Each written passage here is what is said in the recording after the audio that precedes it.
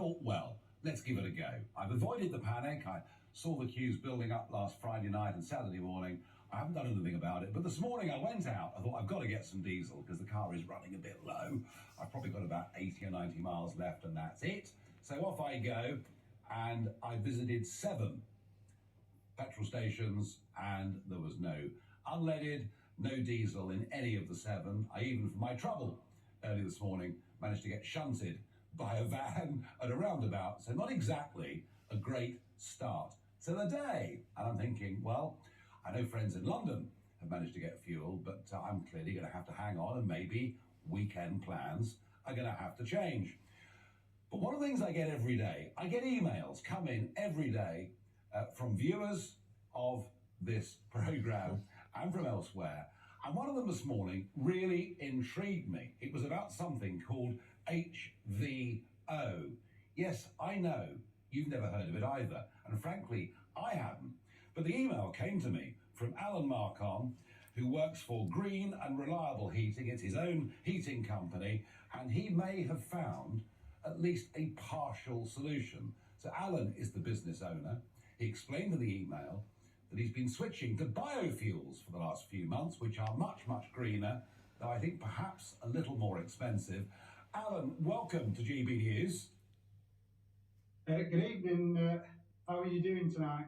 Well, I was cheered up by your email this morning because after a bit of damage to my car and a wasted couple of hours, you cheered me up. So come on, explain to the audience what HVO is, please. HVO is hydro-treated vegetable oil. Years ago, approximately about 10 years ago, they had vegetable oil, which wasn't great. So they then took it back to the refineries and tried to purify it even better. With a lot of things now moving forward with hydrogen technology, running hydrogen through vegetable oil has made this fuel transparent like water, it's odourless, and it is more greener to the environment, so it's carbon net. So all those diesel motorists, they could swap to the fuel, and it is more expensive, but being green is more expensive, but it's a sacrifice we have to make to become green and move forward with the future. I find the benefits of HVO. It's cleaner, there's 90% less carbon, 90% less particulate, so ultimately it is far cleaner for our environment, especially our children. And we've got this down already. You've been running this in your vans for several months. How much a litre? I mean, I'm guessing sort of pump petrol at the moment is around about 140, something like that, petrol, diesel. What are you paying per litre for this HVO? If I buy in small quantities, it works out about £1.77 a litre. If I buy large quantities, it's roughly about £1.52, including the VAT. So it's not much more, but if you buy in large amounts. So you get it delivered to your house or your business and you then put it into the car yourself or van yourself?